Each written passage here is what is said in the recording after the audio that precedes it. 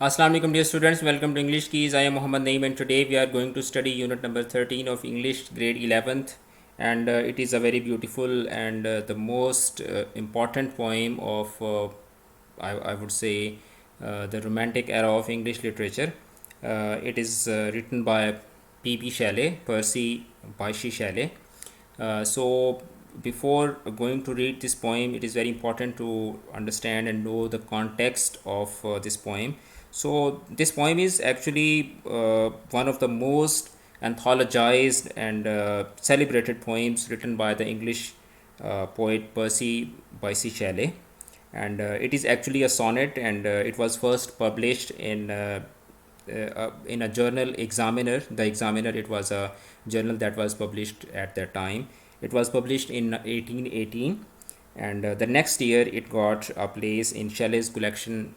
Shelley was writing a book, so in next year he compiled this poem in his book.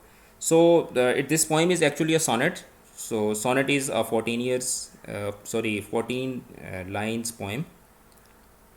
So this sonnet is about the ruins of a statue of Ozymandias.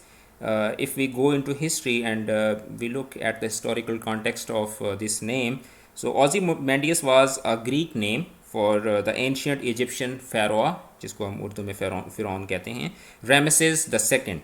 So this poem is actually about the statue of Ramesses II, and he ruled from 1279 BC to 1213 BC. So there is no surprise that why this poem is named after him. Some historians and critics say that this poem actually symbolizes the downfall of Napoleon Bonaparte, who was facing exile at that time. He had lost his powers and he was living in a very miserable state. So some people say that this poem actually allegorically symbolizes the fate and fall of Napoleon Bonaparte. So, but this poem ironically presents a great message about the transitory, or you can say that the temporariness of our existence, not only our existence but the existence of boastful might of the ruler, कि किस तरह से बादशाह जो हैं वो गिर जाते हैं और बादशाहों का जो जाहो जलाल होता है वो किस तरीके से ख़त्म हो जाता है. So this poem is about a king, and he once enjoyed his commanding powers, and he had all the people under his command, and but now he is reduced to dust. When we will read the poem, we will come to know about all the further details of this poem. So without wasting any time, we should start the poem. This was just a context and the pretext of these poems, and it was important for you to understand so that you could understand the poem in a more better way. So the poem starts. There is a speaker who is talking, and he says that I met a traveler from an antique land. Antique, old. I met a traveler from an antique land who said, too vast and trunkless. Trunkless, two legs without belly, without the upper portion of the body. Two vast and trunkless legs of stone stand in desert. Okay, so the speaker of the poem once met a traveler from an ancient or from an old land. Okay, it can be said that the traveler was from a place with an ancient history like Rome, Greece, or maybe ancient Egypt, or maybe he was some random traveler who was traveling to that particular land. Okay, so he says that the traveler told him, the poet is saying that traveler told him the story of the ruins of a giant statue that he had came across, that he had seen. So it's a story within a story. Okay, so if we talk about the structure of this poem poem is a story within a story. Like I is the poet is telling the story. Okay, and like he the poet Shelley is telling us a story, and he is telling the story by a story within a story. Okay, there is one story that we are learning from Shelley. Okay, and Shelley is telling us a story that he learned from another traveler. Got it? So it is a story within a story, a narrative within a narrative. Some critics they say that this framing has helped the poet add another level of obscurity to Ozymandias' position in people's mind. It is suggestive of how pride and glory of people fade away with time. यानी कहानी कहानी हमें जो बता रहा है वो कहानी कैसे बता रहा है कि उसको किसी और ने बताई है। तो यहाँ पे पोइट जो है वो बड़ा सिम्बॉलिकली इस कहानी को बताने की कोशिश कर रहा है, और वो साथ साथ हमें ये भी बता रहा है कि जो हमारा गुरूर और तकब्बुर होता है वो बड़ा आर्जी होता है। वो आज आपके पास है तो कल वो तारीख़ का हिस्सा बन जाएगा, और वो बस ऐसे ही होगा कि वो एक बात बन के रह जाएगी। जिस तरह हम बात आप मुझसे सुनते हैं, मैं आगे पहुंचाता हूं, आगे मैं वो अगला बंदा किसी और को पहुंचा देगा। तो क्या होता है कि हम इंसान भी क्या बन के रह जाते हैं, हम सिर्फ एक ख़बर बन के रह जाते हैं। So the traveller told the narrator that he saw two huge legs of stone stand in the desert. Near them on the sand, half sunk, a shattered visage lies, whose frown and wrinkled lip and sneer of cold command tell that its sculpture well those passions read. Now the poet is saying that the traveler told me that he saw, यानी मुसन्निफ शायर हमें ये बता रहा है कि उसको किसी एक मुसाफिर ने बताया कि उसने देखा, यानी शैले ने खुद नहीं देखा, शैले ने किसी से कहानी सुनी है और अब उसकी जो कहानी थी वो शैले हमें बता रहा है।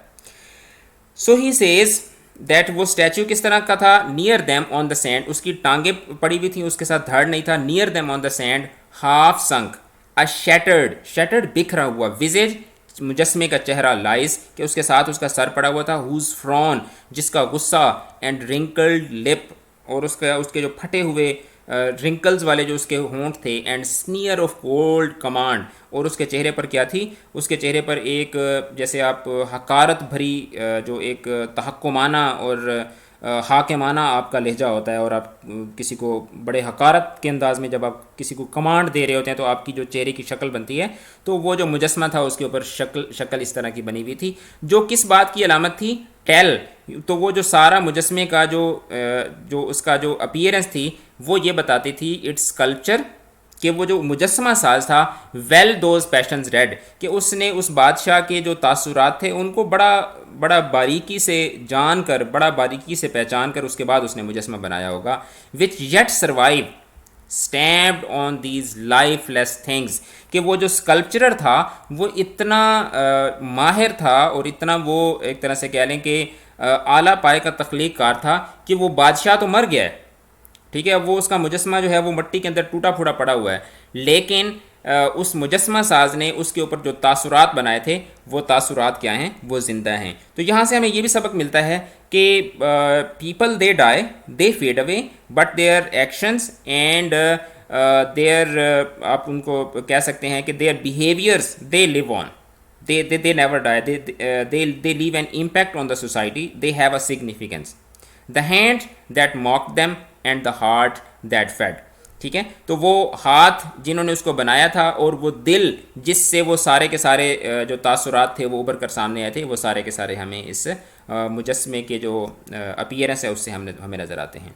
अच्छा, उसके अलावा क्या था, and on the pedestal at the place of feet, उसके जो पाँव की जगह थी वहाँ पे क्या था, दोज वर्ड्स अपीयर, वहाँ पे जो है ना वो कुछ वर्ड्स अपीयर होते हैं।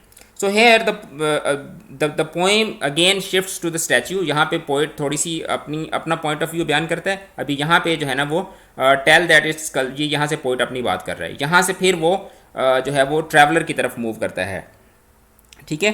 And on the pedestal these words appear, my name is Ozymandias, king of kings, look on my works, ye mighty and despair, appear despair. So now again the poem shifts to the statue and the traveler quotes the words written on its pedestal. The inscription declares the name of the man. तो एक तो हमें जो बादशाह है उसके नाम का पता चलता है, that it is Ozymandias. He also regards himself as the king of kings. तो यहाँ से हमें ये भी पता चलता है कि वो जो स्टेटमेंट है ये उस बादशाह ने खुद अपने लिए लिखवाई थी। He also regarded himself as the king of kings and the ruler addresses others, अब वो अपने आप को बादशाह कहते हैं और दूसरों से भी क्या बात करता है, addresses others and ask them that look at me, look at my might, look at my power, okay, and he asks them to look at his work to get their illusion shattered. ठीक है, तो मतलब वो हो सकता है कि ये मुजस्मा किसी ऐसे वक्त में बना हो जब वो शहर बसता होगा जहाँ पे ये बादशाह रहता होगा या जहाँ पे मुजस्मा जो है वो नस्ब किया गया होगा। तो ये बेसिकली लोगों को एक धमकी थी कि माई name is Ozymandias king of kings, look at my works, ये जो शहर आपको नज़र आ रहा है उस शहर को देखो, ये माइटी कि मैं कितना मैंने अजीम काम किया, एंड डिस्पेयर और मुझसे डरो, मायूस हो जाओ और ये सोचो कि बस इस बादशाह के साथ हम नहीं लड़ सकते। अब ये बड़ी आयरॉनिकल लाइंस हैं, ये बड़ी तंजिया लाइंस हैं कि इसके अंदर दो चीज़ें हमें नज़र आ रही हैं। ठीक है, एक तो ये कि बादशाह का हमें जो हिस्टोरिकल कॉन्टेक्स्ट है उसमें जाकर हम देखते हैं कि जब बादशाह ने ये मुजस्मा बनवाया होगा तो उसने कितने शान व शौकत और कितने मान के साथ जो है उसने ये तहरीर लिखवाई होगी। लेकिन अभी बादशाह को देखो, ठीक है, तो अभी इसके अंदर मतलब दो पहलू हैं। एक तो ये पहलू है कि अगर आप इसको मौजूदा दौर में देखो तो इसका मतलब है कि देखो मेरा क्या हाल हुआ, मैं बादशाहों का बादशाह था और देखो मेरे साथ क्या हुआ। एक तो इसका ये मीनिंग बनता है। दूसरा इसका मीनिंग ये बनता है कि अगर आप माजी में जाके देखें तो इसका ये मीनिंग बनता है कि मैं बादशाह हूँ, मुझे देखो मैं कितना पावरफुल हूँ और मुझसे सारे के सारे डरो, नथिंग बिसाइड रिमेन्स। अब इस लाइन के भी दो मीनिंग्स हैं। देखिए शैले इतना कमाल का पोइट है ना, अगर आप इसकी सारी पोइट्री पढ़ें, इसकी ode to the west wind पढ़ें, बहुत कमाल का पोइट है, मतलब पढ़ने लायक पोइट है। ये इंग्लिश पोइट्री का वो पोइट है कि जिसको दिल करता है कि इंसान इसको पढ़े। नथिंग बिसाइड रिमेन्स, अब इसके भी दो मीनिंग हैं। एक, अगर आप इसको उस टाइम पे, जिस टाइम पे बादशाह ने ये मुजस्मा बनवाया होगा, उस टाइम पे जाके आप अगर आप इसको देखते हैं तो इसका मतलब है कि मेरे अलावा यहाँ पे कुछ भी बाकी नहीं रहेगा। और एक इसका प्रेजेंट टाइम में इसका मीनिंग बनता है, और प्रेजेंट टाइम में इसका मीनिंग ये बनता है कि कुछ भी बाकी नहीं रहता। कुल्लु मन अलैहा फ़ान, हर चीज़ ने फना हो जाना है। Round the decay of that colossal wreck, boundless and bare, the lone and level sands stretch far away। अब यहाँ से मुसन्निफ़ अपनी बात करता है, वो ये कहता है कि राउंड द डिके, कि वो जो सारा जो एक बर्बादी वाली जगह है, जो एक बिल्कुल वीरान, क्योंकि अब वहाँ पे चारों तरफ क्या है, वो जहाँ पे पहले शहर था वहाँ पे अब क्या है, round the decay of that colossal वसी ओरीज रैक, कि वो जो बादशाह का जो मुजस्मा पड़ा हुआ है, जैसे इसको आप यहाँ पे ऊपर तस्वीर में भी देख सकते हैं कि इर्द गिर्द क्या है, इर्द गिर्द सारा का सारा वीराना है। किसी ज़माने यहाँ पे शहर हुआ करता था, बादशाह का मुजस्मा नस्ब हुआ था। Now round the decay of that colossal wreck, boundless and bare, the lone and the level sand stretch far away. आप जिस तरफ भी देखते हैं आपको ताहत निगाह सिर्फ वीराना और आपको क्या नज़र आती है, सिर्फ रेत फैली हुई नज़र आती है। So P.B Shelley, he was born on 4th August of 1792 and he died on 8th of July 1822. So he is considered as one of the major English romantic poets, who is regarded by some as among the finest lyric and philosophical poets in the English language and one of the most influential. Yes, I personally believe that he is a great poet. मेरा favourite poet है ये। The best known classic poems of Shelley include ode to the west wind, Ozymandias, to Shylock, the cloud, the mask of अनाकी and music when soft voices die. ये चारों की चारों, पांचों की पांचों poems I would suggest and I would recommend कि आप इसको गूगल करें और इन पोइम्स को आप लाजमी रीड करें, इनको आप अंडरस्टैंड करें। तो क्वेश्चन आंसर्स करते हैं। क्वेश्चन आंसर्स से पहले ग्रामर का जो छोटा सा पोर्शन है इसको कर लेते हैं, then we will move to the question answers and then we will complete the lesson. So fill in the blanks with one of the following words. ये तीन आपको वर्ड्स दिए हुए, इसमें से आपने देखना है कि कहाँ पे कौन सा वर्ड आता है। It is the biggest shop in the city, they sell everything, every body is hungry because it is dinner time, do you have everything you need. मतलब आपने खुद भी आपको अंदाज़ा हो जाएगा कि एवरीथिंग आएगा, एवरी बॉडी आएगा या एवरीवेयर आएगा। प्लेस होगी तो एवरीवेयर, चीज़ों की बात होगी तो एवरीथिंग, इंसानों की बात होगी तो everybody. The party was great, everybody enjoyed it, my brother knows everything about football, he loves it. The center of Nathia Gully is beautiful, but there are tourists everywhere. Islamabad is a brilliant city, but everything is quite expensive. Their garden is full of flowers. There are roses and tulips everywhere. I like my new job. The work is interesting and everyone is very friendly. I haven't got a car. I travel everywhere by public transport. अब इसमें आपने क्या करना है, fill in the verb in brackets with future progressive। ठीक है, यानी future progressive tense जो है वो आपने इसके अंदर यूज़ करना है।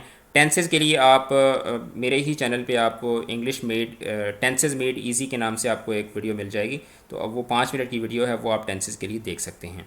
इसका फार्मूला फिर भी मैंने आपकी सहूलत के लिए लिख दिया है कि फ्यूचर प्रोग्रेसिव टेंस हम किस तरह से बनाते हैं। सब्जेक्ट लगाते हैं, फिर उसके बाद विल शेल लगाते हैं, साथ में फिर बी लगाते हैं, जैसे I will be, I shall be.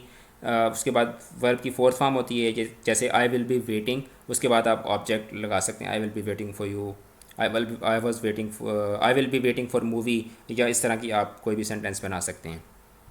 सो अयान, अब ये टू कम आपको बेस फॉर्म दी गई है, वर्ब की बेस फॉर्म है ये, इससे आपने जो है वो फ्यूचर प्रोग्रेसिव टेंस बनाना है। Ayan will be coming to the party on Saturday, we will be meeting him tomorrow, this time next week, he will be flying at 6 o'clock on Friday, they will be singing the new song, it will probably be raining when I reach Murray, tomorrow at 9 I will be writing a test। ठीक है, तो ये सब के सब जो sentences हैं वो इस तरह से बनेंगे। Sania will watch a video when I arrive tonight, you will sorry ये हम नेक्स्ट पेज पर आ गए हैं, आई एम सॉरी।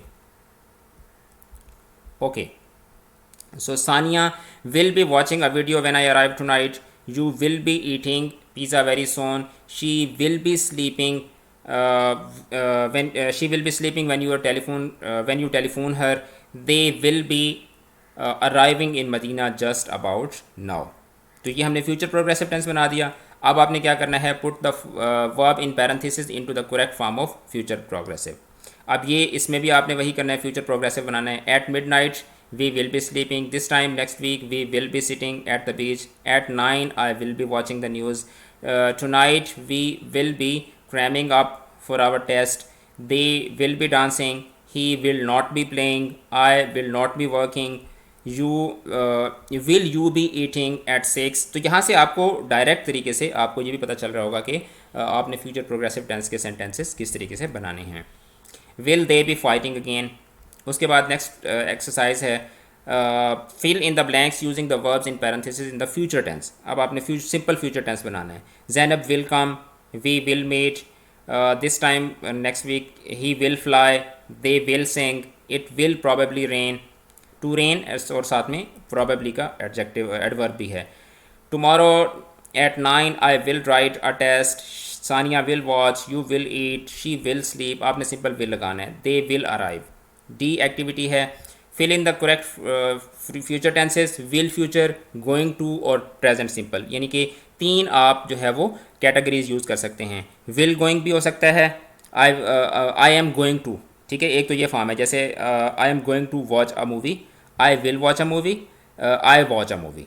तो ये तीन फॉर्म्स हैं, इनमें से आपने कोई भी एक सेलेक्ट करनी है और इस बेस फॉर्म से आपने जो है वो सेंटेंस को कंप्लीट करना है। The fridge is empty, will you go and get some food, we have decided that we will have dinner at our restaurant tomorrow, the weather report said that it will be sunny tomorrow, Robina said that she is not going to cook, Shakil, will you hike with us, we have to hurry, the train is leaving in 5 minutes, they are hungry, I will get some milk and cornflakes for breakfast, we will probably donate, I studied a lot of things, I am not going to fail, okay, the shopping mall will open on 1st June, I think I will go to the beach today, he will teach us in English next year, I feel very tired, I am going to sleep, okay, he will have the world champions ends next Sunday।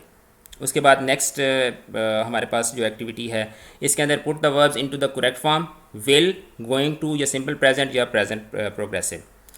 तो I love Naran, I will probably go, our train is leaving, what are you wearing at the party tonight, I haven't made up my mind yet but I think I will find, okay, this is my last date there, I am going back, the conference begins in 20 minutes, look at these big black clouds, it will rain, okay, here is the weather forecast, tomorrow will be dry and sunny, what does a boy see when he sees a banana skin lying just a few meters in front of him, oh dear, I will slip। So this is the end of the grammar portion. Now we move towards the question answers. The first question is that what is the theme of the poem Ozymandias? So this is an ironical poem that explains the shallowness of the word. The major theme behind Ozymandias is that all power is temporary, no matter how prideful or tyrannical a ruler is. जितना भी वो बड़ा आमिर हो उसने आखिर ख़त्म होना है. Ramesses II mentioned with the name of Ozymandias was one of the ancient world's most powerful rulers, but he ended as a broken statue amid a desert. तो इसका कुरान में भी जिक्र मिलता है जिसके साथ हज़रत मूसा की जो हुई थी, जो मुठभीड़ हुई थी, तो ये भी कहा जाता है कि ये वही फ़िरौन है. Describe in your own words the anatomical, जो अनाटमी होती है उसका जो ढांचा होता है, anatomical conditions of the statue of king Ozymandias as portrait by Shelley. So as portrait by Shelley the statue, ये यहाँ पे मैंने स्टैच्यू लिखना था, मैंने स्टेचर लिख दिया. The statue of Ozymandias is broken, its size and material are first described as vast and trunkless legs of stone. It is half sunk, its face shattered. The facial expressions is described as one of the cold command, and the traveler interprets this as accurate when he says that the sculptor well those passions dead. At the pedestal of the statue, a statement is written that claims him the king of kings. Question number 3 is that what is the tone of the poem? So the tone of this poem is neutral and descriptive. Neither the narrator nor the traveler has any emotional connection to the pharaoh who died a few thousand years before the dramatic presentation of the poem. The end of the poem is quiet and solemn. We feel the emptiness and can experience the lonely echoes of the setting like empty and vast desert with a trunkless statue. So question number 4 is that throughout the poem Shelley used alliteration. Give some examples and show that what purpose do they serve. So there are several instances of alliteration. Alliteration के बारे में हम पिछली point में भी बात कर चुके हैं, जब एक ही रिदम के अंदर वर्ड्स जो हैं वो सिमिलर साउंड जो है वो रिपीट होती है. तो इसने फ्रेजेस जैसा कि कोल्ड कमांड के अंदर सी की जो है वो साउंड रिपीट हुई है, and boundless and bare B की साउंड इसमें रिपीट हुई है. Alliteration often makes a poem sound more interesting and pleasant, and it can also create a soothing rhythm and brings a melodious effect. So that's why the poet has used alliteration. Question number 5 is that describe the rhyme scheme of the poem. So the rhyme scheme is AB AB ACD CE DEF EF. So this is the rhyme scheme of the poem. rhyme scheme के बारे में भी मैं आपको पहले से बता चुका हूँ, but it is very uncommon for a sonnet. sonnet की आमतौर पर ये rhyme scheme नहीं होती. द ऑक्टेव, जिसको फर्स्ट 8 लाइन्स जो होती हैं उसको ऑक्टेव कहा जाता है, and the sestet, the last 6 lines of the poem are link together. तो इसने पूरी पोइम को इकट्ठा लिंक कर दिया है. Clearly the poet has experimented with the form and rhyme scheme of the sonnet. तो इसमें पोइट ने एक नया एक्सपीरियंस किया है, पोइम के साथ एक नई राइम स्कीम लेकर आया है. Question number 6 is that describe the imagery of the poem Ozymandias. What sort of picture does it evoke? How much the imagery contributes to the tone of the poem? So imagery is used to make the reader feel things through 5 senses. The poet has used the images involving a sense of sights, such as two vast and trunkless legs, shattered face, wrinkled lips, and desert. So these images help readers visualize the statue of the broken status of the broken statue. The imagery used by the poet makes his tune explicit and vivid and helps the reader to understand the poem in a better way. So question number 7 is that the inscribed lines on the pedestal of the statue have ionic overtone. Okay, explain ironic है ये. Okay, ironic overtone. Explain the implied meaning of these words. तो जो words लिखे हुए हैं उससे क्या meaning जो है वो emerge होता है. So irony means to convey a meaning opposite to what is being literally said using an exaggerated tone. तंज जिसको हम बोलते हैं. The Ozymandias meaning is full of irony. In the poem, Shelley contrasts Ozymandias' boastful word of power in with the image of his ruined statue lying broken and forgotten in the sand. इसके ऊपर हम पहले भी बात कर चुके हैं कि किस तरह उसके गुरूर और तकब्बुर को पोइट ने दो तरफा या दो मीनिंग्स जो हैं दो मानी बात करके जू मानी अंदाज में पोइम को लिख के मुसन्निफ ने बयान किया है. He had the following words engraved on his statue. My name is Ozymandias, king of kings, look upon my works ye mighty and disappear. These words conveyed he was so powerful that no other kings could surpass him, but he ended as a ruined statue lying deserted, अकेला छोड़ा हुआ तनहा in the sand. सो ये implied meanings हैं इसके अंदर कि बज़ाहिर तो वो उस बहुत बड़ा बादशाह था अपने दौर का, लेकिन अभी उसका सारा गुरूर तकब्बुर क्या हो चुका है, ख़त्म हो चुका है. So we have read this poem. हमने इसकी एक्सप्लेनेशन भी कर ली है, हमने इसकी पैराफ्रेजिंग भी कर ली है, हमने इसके क्वेश्चन आंसर्स भी कर लिए हैं, और इसका हमने जो ग्रामर का पोर्शन था वो भी हमने कर लिया है. सो इंशाल्लाह in next class we will move to chapter number 14, A Long Walk Home. Very beautiful lesson. So if you are new on this channel, please subscribe the channel, and hit the bell icon, और playlist में जाके आप first year complete course के नाम से आपको वहाँ पे एक प्लेलिस्ट मिल जाएगी जिसके अंदर आपको फर्स्ट ईयर के मुकम्मल लेसन जो हैं वो वहाँ से आप ले सकते हैं, तो उसको भी आप लाजमी चेक कीजिएगा। Take care of yourself. अल्लाह हाफिज़।